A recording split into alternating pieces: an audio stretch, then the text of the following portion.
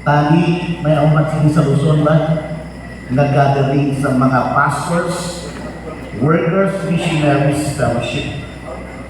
May ara kami natawag na pre-convention, hindi ang post-convention, ay after sa convention. Pero nagyan inyong nga title. And I like it when pastors, workers, and missionaries gather together for a fellowship. Napagin nga salamat Nico Pastor Ronnie. Miskan talag salatay kita na Nico tagit ka. Okay, thank you for that kind introduction. It's indeed a great privilege for me to be here. Yes, I was born and raised in Blanc, the best place in Mindanao. Okay. I studied at SBC, Southern Baptist College, the best college in Mindanao. Total na, yung okay. But I spent more than 2/3 of my life and ministry in Luzon, in Metro Manila, particularly in Paranaque. So being with you all, mga Kasimanwa, it's a great privilege. It's good to be home. Okay? Well, just like to have an idea, sino din ang mga pastors? Please raise your hand. Oh, praise God. Thank you, Pastor. Alam ko, alin pa po sa convention, but thank you for staying for this pastors, workers, fellowship. Sino mga workers din? Mga deacons siguro or Bible woman ba? Please raise your hand. Thank you for being here. And what about our missionaries? Alright, maliban sa mga American missionaries sa Manigo. Okay, well, praise God. Thank you so much for being here. Okay, ngayon ko lang alam, totoo pala ang balita na mas magaganda at mas kagwapo pala talaga ang mga taga-Mindanao. Okay. So, tali ko na sa mga taga-Luzon rin, huwag palapit sa hindi mo kubayat, hindi taga-Mindanao ang kote kundi ang punto dito Okay. At mas masisipag sa ministry. Okay.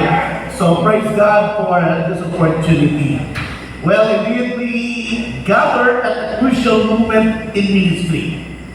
We are living in a time where technology, tools are advancing rapidly, platforms are multiplying, and the reach of the gospel has never greater. Yet at the same time, the call of God is for us to remain faithful to our calling. Amen? Nagabago ang technology, nagadamo ang platforms of preaching the gospel, but the call of God for us tonight is to be faithful to the calling God has given to us. You know, our theme, Faithful Ministry in a Digital Age. Wow, sabi ko sa kitabatong ko ini-English ko, digital age. Hindi man ako taking na tao, hindi ko kay Pastor Ronnie ka ako, imo nga invite. I hope I can give justice to all IT people here tonight talking about digital. Pero ang kabalo ko, gin-invite niya ko kay ang digital, ang mga maayogra, mga Ilocano. DJ Wow, DJ Banger, DJ, di ba? Tama ba? Kaya mga Ilocano man kami. Okay. Amo na siguro gin-invite ko ni Pastor Oli, di ba? Tama di ba, no? Okay, DJ, tama yan, okay? Well, what a beautiful and challenging topic. You know, and very timely to talk about digital tools. But I like the second line of your theme, proclaiming the unchanging gospel in the last days. It is very timely. It brings us to a holy intersection where faithfulness meets innovation. In this time of technology, gadgets, Wi-Fi, AI, ChatGPT, we are called to be faithful in our calling and ministry and to proclaim the unchanging gospel in these last days.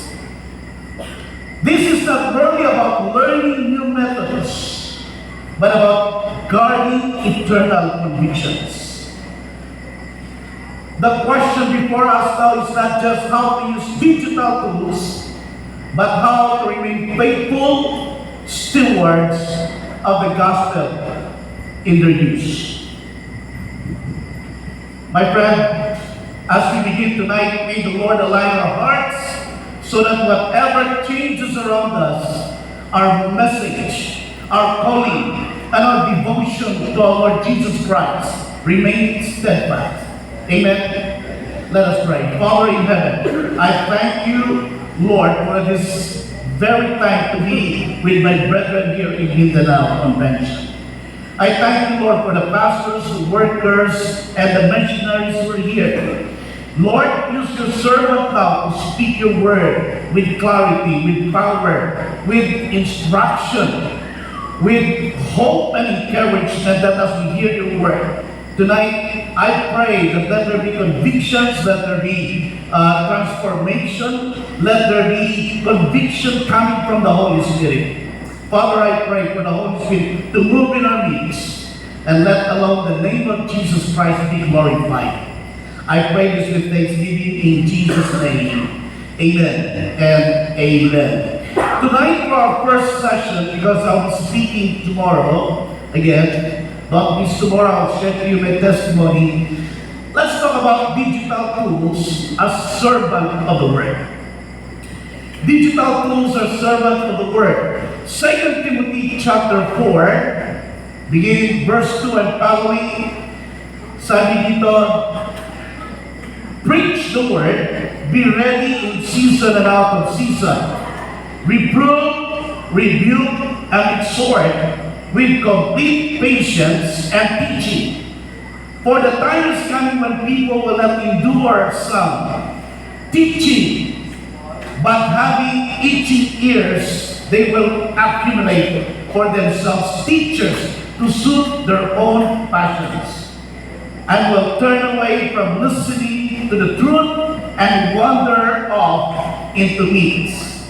As you always be sober-minded, enduring suffering, do the work of an evangelist, fulfill your ministry. We praise the Lord for the reading of His word. In verse 2, Paul said to Timothy, preach the word in season and out of season. This verse establishes the biblical foundation for engaging digital tools in ministry. Habang ang technology offers powerful opportunity to extend our reach, it must never replace the centrality of God's word. Can I hear amen? The necessity of spirit dependence or the integrity of pastoral ministry. Did you get it, church? While technology are advancing, again, I said, it must never replace the centrality of God's word, the necessity of the spirit-filled dependence, or the integrity of pastoral ministry. That's what matters most. Our faithfulness to our God, our faithfulness to the word, our faithfulness to the ministry that God has entrusted to us. I have to admit I'm not a techie person to talk about digital tools. And I said, the only thing that I carry with you right now to share is that by the grace of God, the faithfulness to preach with or without digital tools. Amen. In season and out of season. Okay? Indeed, tonight let us examine the proper role of digital tools. Recognize the danger of misuse and realign our ministry practices so that Christ remains the focus and the message remains uncompromised. Maraming mga pastors, workers ngayon, hindi na kayang gumawa ng message kung walang Wi-Fi. Ano? Tama ba? Walang iPad. without consulting ChatGPT or AI. Pero parang wala naman ganun taga Mindanao, di ba? Wala ba? Walang ganun, di ba? Wala dito nagre-rely kay ChatGPT at AI. Sa Luzon lang yun, okay? Dito sa Mindanao, wala. Amen? Okay? Nowadays, some pastors are relying more on Wi-Fi than on the Holy Spirit. Alam nyo, I have a story to tell sa akin ni Pastor. Nag-uusap si Pastor at saka si Father. Okay? They were comparing notes about how they prepare sermons. Tanong ni Father kay Pastor, ikaw, anong ginagamit mo pag nag-prepare ng sermon? As always, sabi ng mga pastor, siyempre, kailangan nila ng Bible, the Word of God. Hindi lang English, Tagalog at Bisaya pa. Wow. We also need dictionary, concordance, commentary, notebook, syempre, Holy Spirit, and a lot of prayers. Wow. Okay, sabi sa katabi mo, parang ikaw yun Gano'n ba talaga, ha? Okay? Right, okay? Wow, sabi ni Father, ang dami-dami mo naman kailangan. Praise God! Hallelujah! Sabi ni Pastor, ikaw, Father, anong ginagamit mo pag gumagawa ka ng message nyo sa misa ninyo? Sabi ni Father, ako, kape at rosaryo lang. Sabi niya talaga, oo. Sabi niya, kape at rosaryo. Oh, by the way, sabi niya, Pastor, gusto mo ng kape? Oo nga, sige. Rosaryo, pakitimpla ka ng kape dyan. Iba pala yung rosaryo, ano? Rosaryo at kape lang, pwede na, di ba? Basta may taga-timpla ng kape. Pero wala lang dito. Di ba ba? Okay? Paul said in verse 2, preach the word in season and out of season. Tonight, let us examine the proper role of digital tools. But before we talk about tools, we must first settle what must never change. In generation, methods evolve, but the message remains. Now, going back to verse 2, let us begin where Apostle Paul began, with the unshakable priority of the Word of God at the center of all ministry. Faithful ministry, number one, the priority, the Word remains central. Amen? The Word remains central. In verse 2, Paul did not say, optimize the delivery of the Word. Instead, he said, preach the Word. Amen. He said, strongly preach the Word. Hindi sinabi ni Paul, pagandahin mo ang PowerPoint mo. Hindi niya sinabi, pagandahin mo ang English mo, ang pronunciation mo, pagandahin mo ang construction mo. But he said, preach the Word. Friends, the message is eternal. The method is temporary. Paul is saying, do not compromise the preaching of the Word.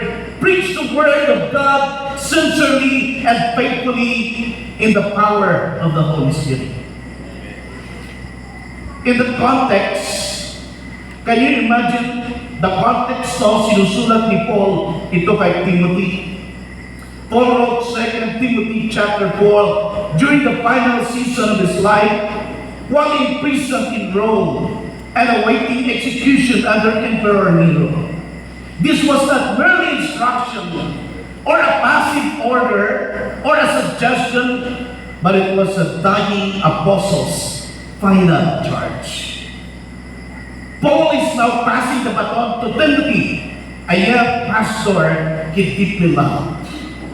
The church was entering dangerous times marked by false teaching, spiritual compromise, persecution, and people gathering teachers who would tell them only what they wanted to hear. Nangyayari na ngayon yan. May mga members na Christians na gusto lang nila umatin doon sa pastor na gustong pakinggan yung gusto nila. Okay? Pero marami naman dyan. Sa umatin kung saan puko, pamati, pauli. Di ba? Kaya gusto niya, yung niririnig niya, okay, comfortable siya. That is not really preaching the word. In that setting, Paul urged and charged Timothy to remain faithful. Preach the word, endure hardship, stay sober-minded, and to faithfully fulfill his ministry. In our ministry, in pastors, workers, and missionaries, the word is non-negotiable. We are told to preach the truth of the Word of God in season and out of season, rebuke, correct, and encourage. Pastors, we will never compromise the Word of God.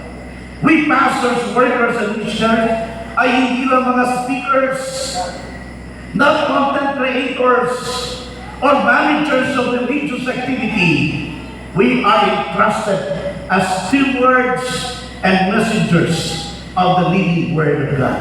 Tanda natin, sa anumang panahon, ang anumang sitwasyon, kapatid, sa atin pa rin nakasalalay at pinagkatiwala ang pagpapahayag ng salita ng Diyos. Wala nang ibang institusyon o sangay ng pamalaan na pinagkatiwala ang pagpapahayag ng salita ng Diyos, kundi sa mga tinawag na lingkod ng Panginoon. At tayo, would you expect the Congress to preach the Word of God?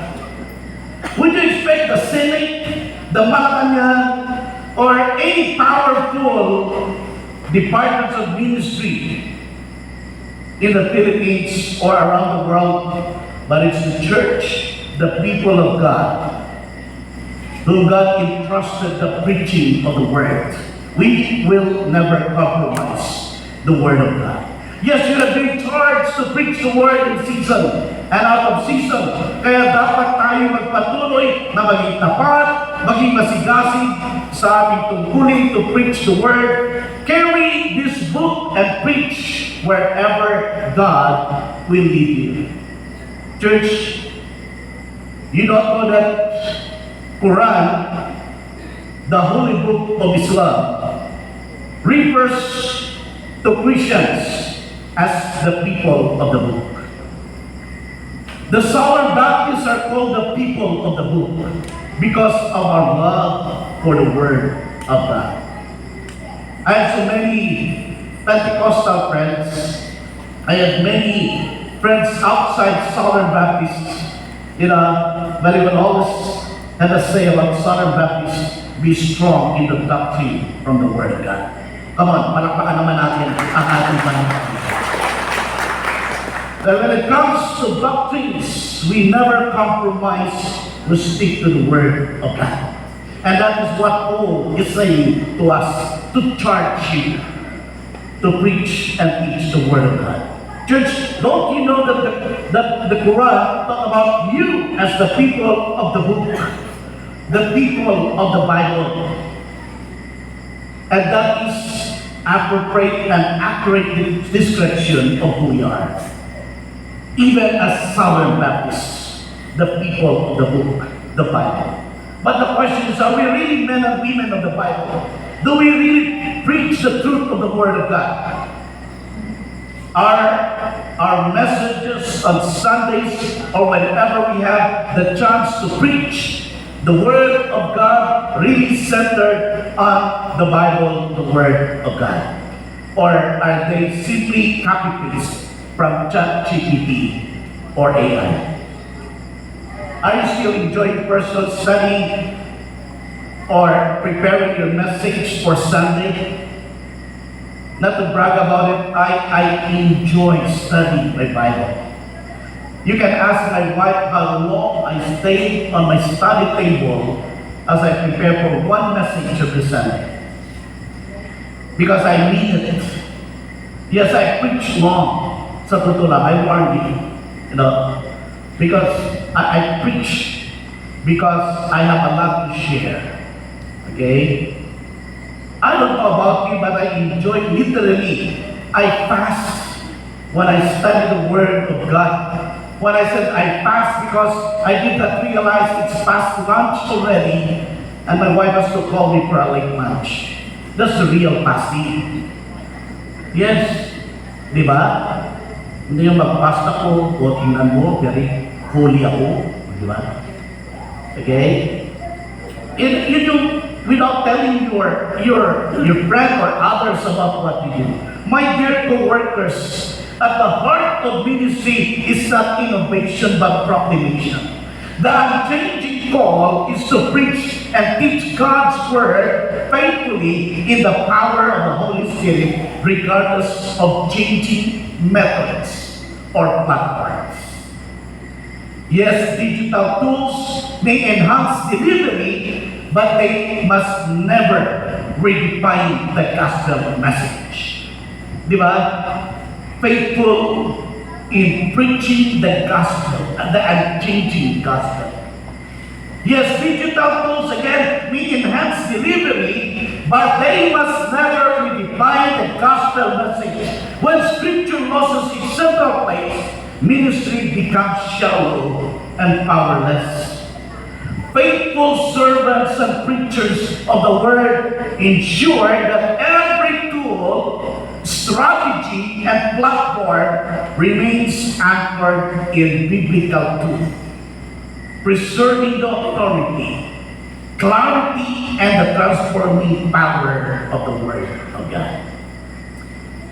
I teach biblical preaching in our school of ministry, our church. You know, we have SEE in our church, Seminary Education by Extension, and I teach biblical preaching. You know, nowadays when you ask them to construct a sermon, expository type of preaching, they would go to AI. They would go to ChatGPT. You know, parang 3 days pa lang kami nagka-klase, perfect na agad ang assignment nila. Paano mahalata na obvious na hindi kinopya yan? Yun mo mahalata ang sermon ng AI on Sunday because the preacher used words that he don't actually use in his normal conversation. Ha? Parang yung prayer ng mga isa, di ba? Lord, thank you for this day. Please modify this prayer. Ay, feel free to modify the prayer. Okay. Parang manimog pala yung nagagawa. Okay, no, si Lord, pwede ba po daw, Lord, if this prayer is not under your will, modify it. Oh, mahal mo, so, di ba? So, pwede man.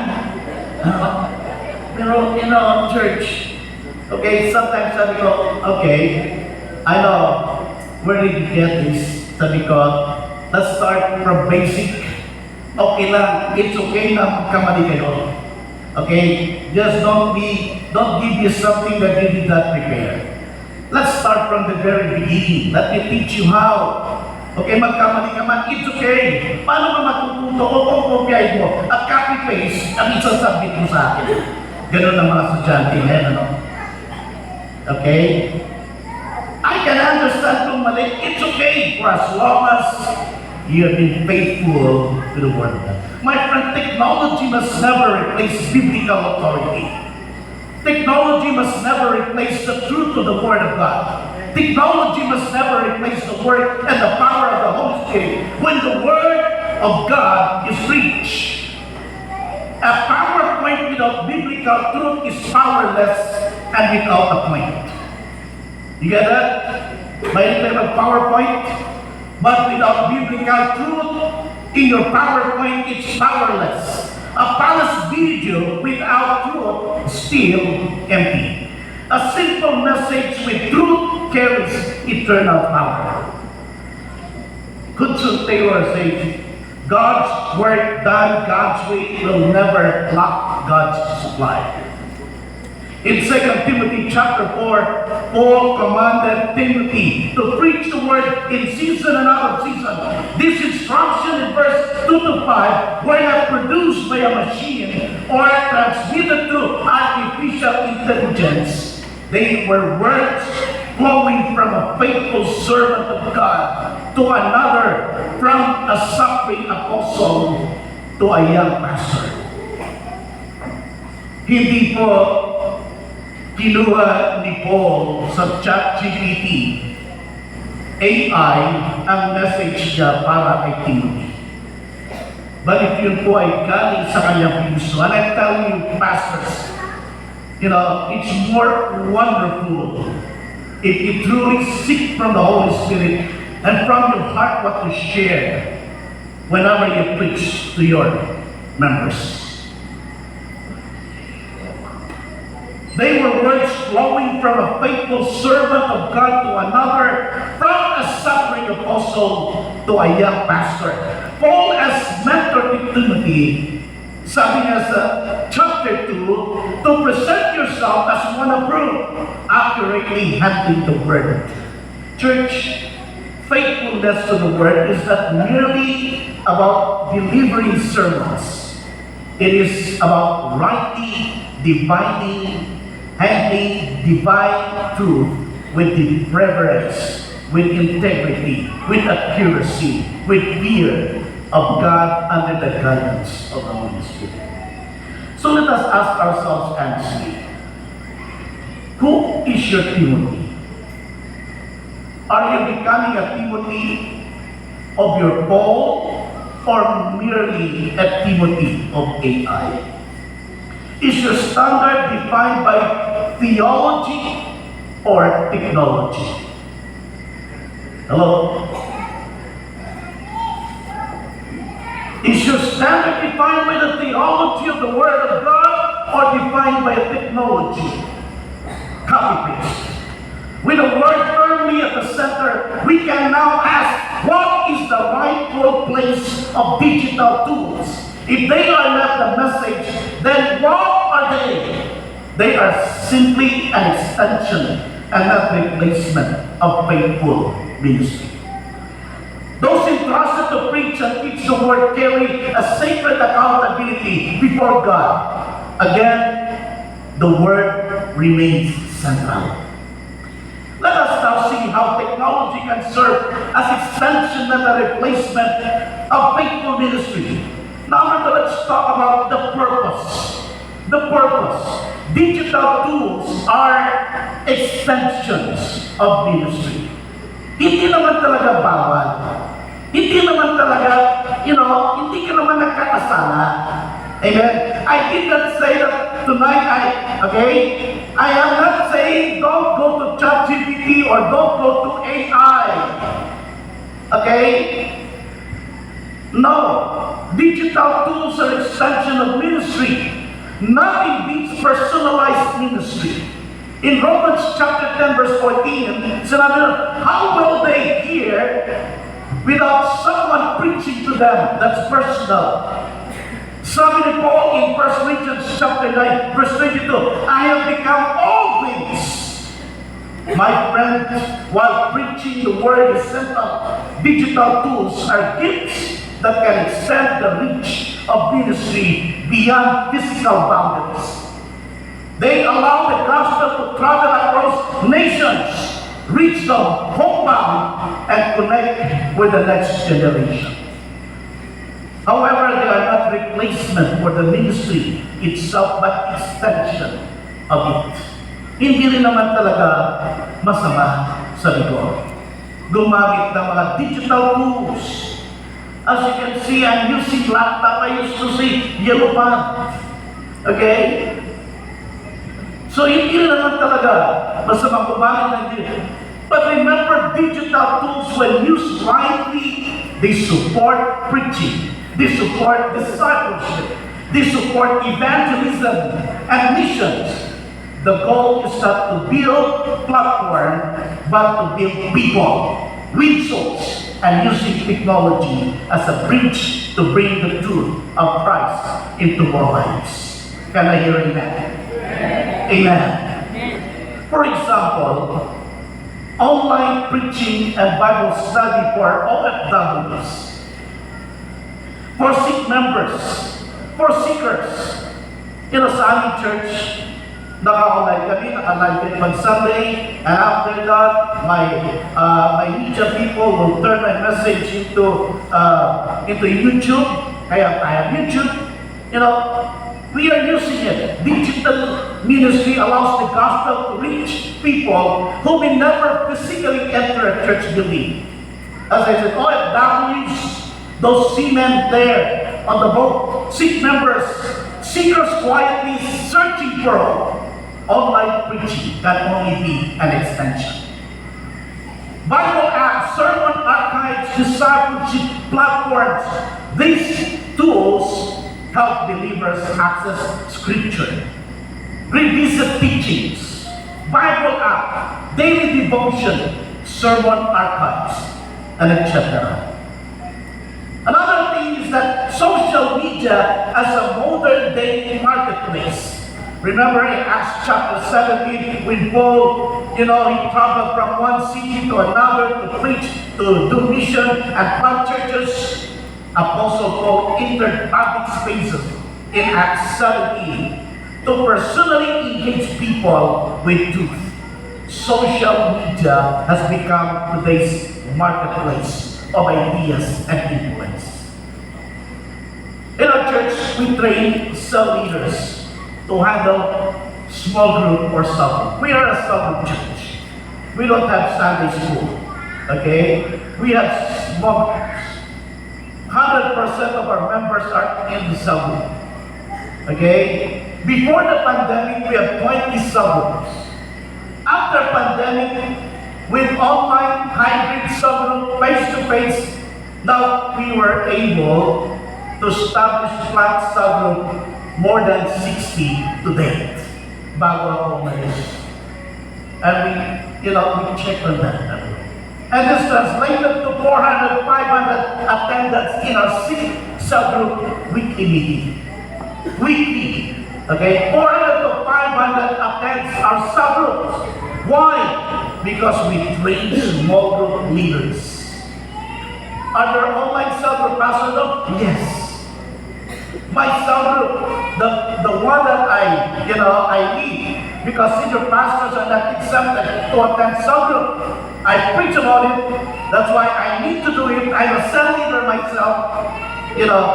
We have 3 weeks, 3 weeks in a month online and 1 face-to-face everywhere. But every week we conduct workshops with online. You see, why? Because we have members outside this country. We have members outside Metro Manila. They attend our cell. So again, church, it's an expansion.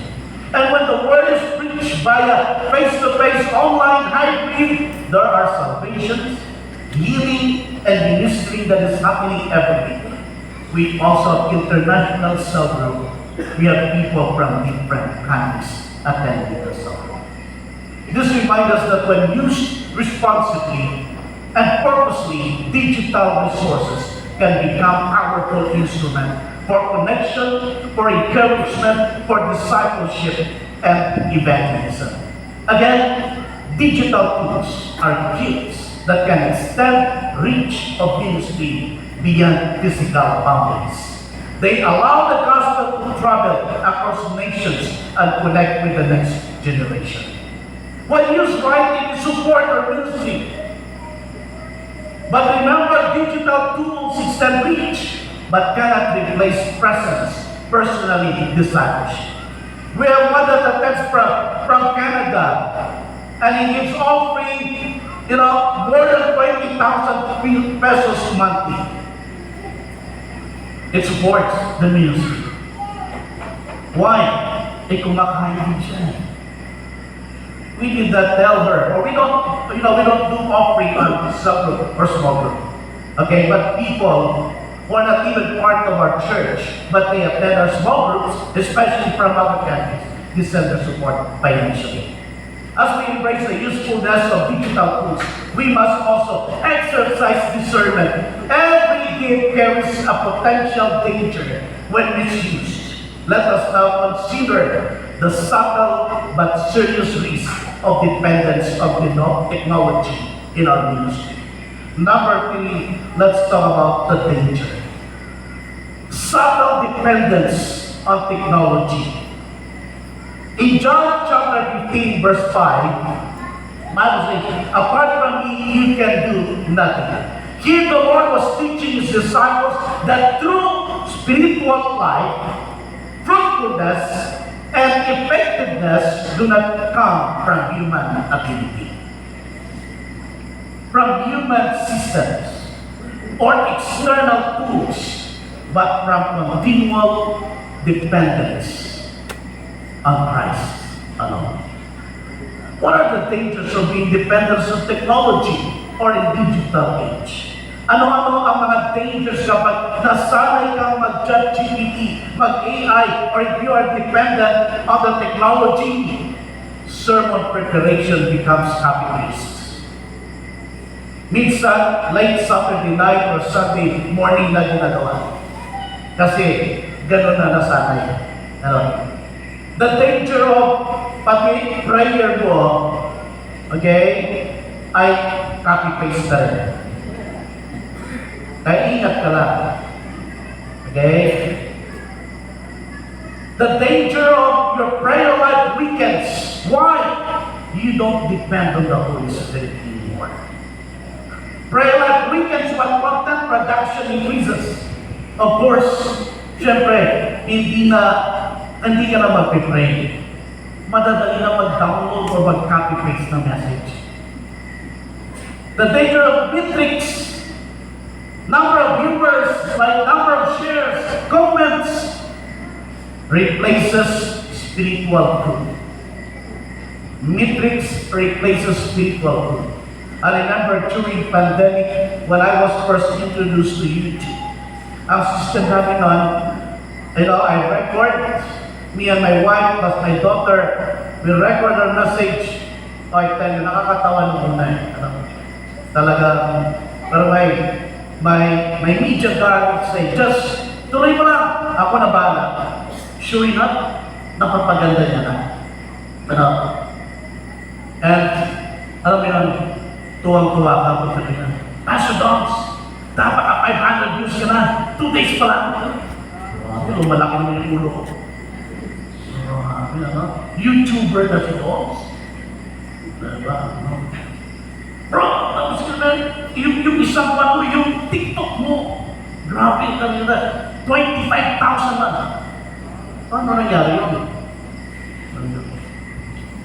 Kasi ginawa mo boost, ginanito namin. Wow, sige, gawa pa tayo. You know?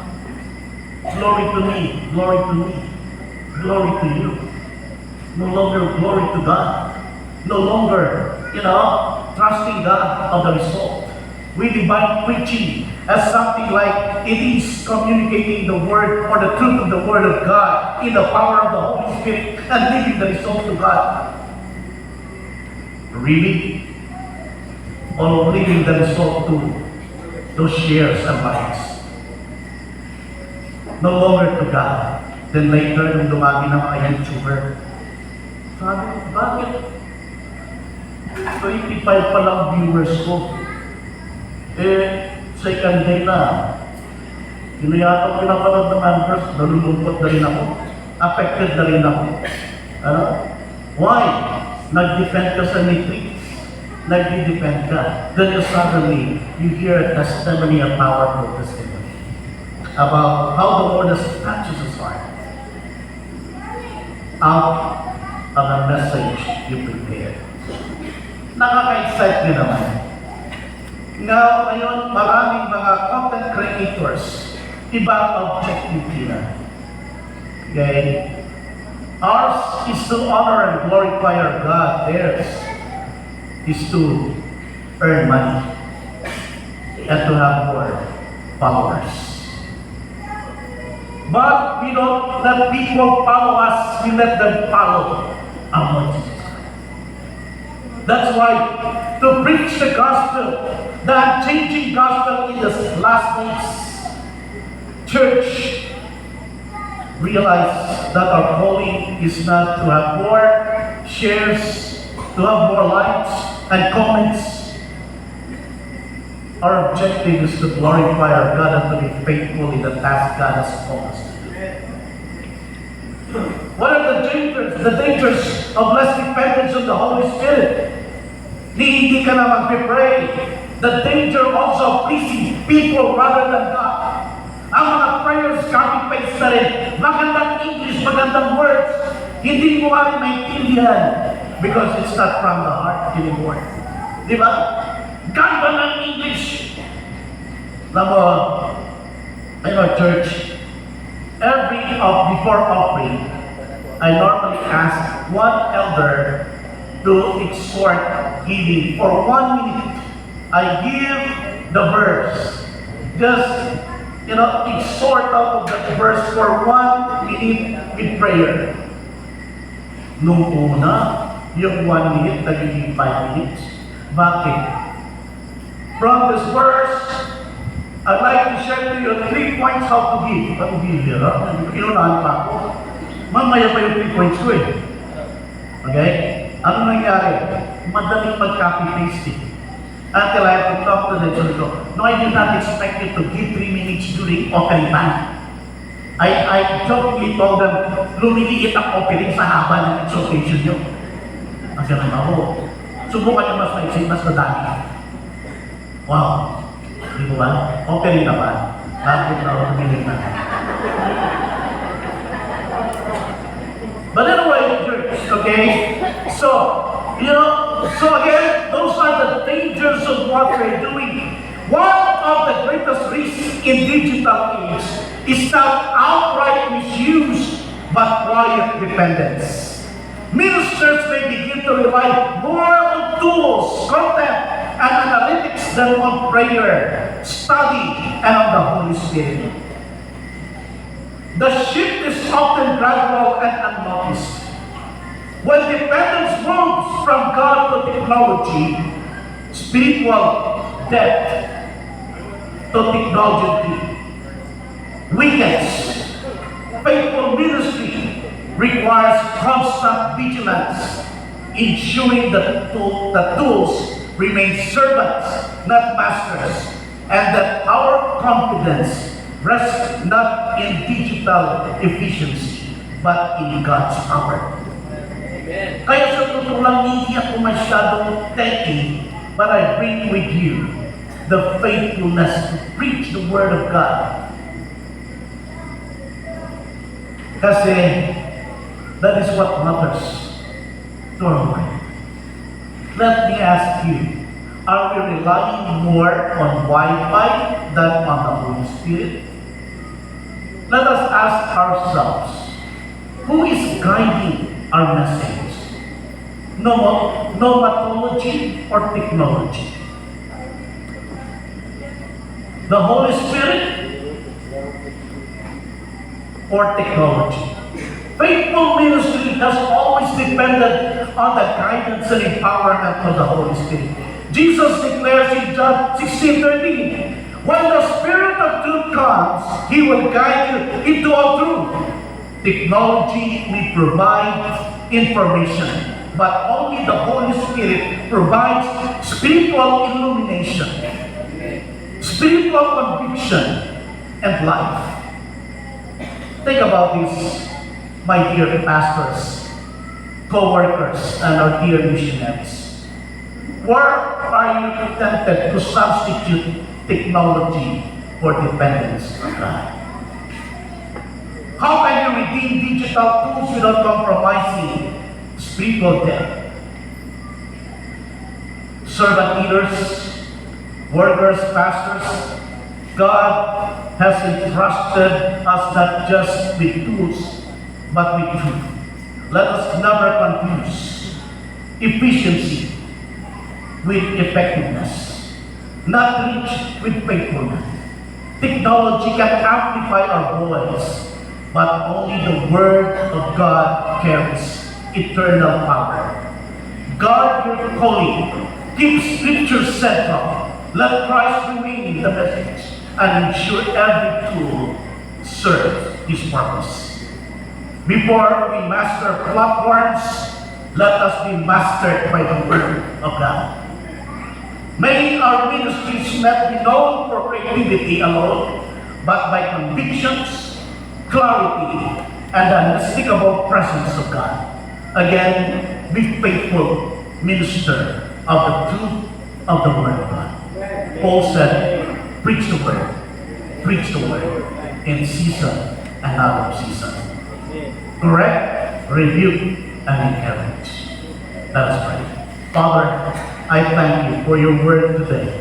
Thank you, Lord, for reminding us the importance of being faithful, to remain faithful in the task that you have given us. Lord, thank you for the help of digital tools. Thank you, Lord, for enlightening us. It's only an extension of the ministry. Your word is central. We will never exchange our theology from the Word of God to that of what technology can offer us. Thank you, Lord. We will never exchange the power of Wi-Fi to that of the power of the Holy Spirit. Thank you, Lord. Help us to truly be faithful to share the changing gospel in this last days. Thank you, Lord, for my co-workers. Thank you for their faithfulness. In Jesus' name I pray. Amen and amen. Thank you.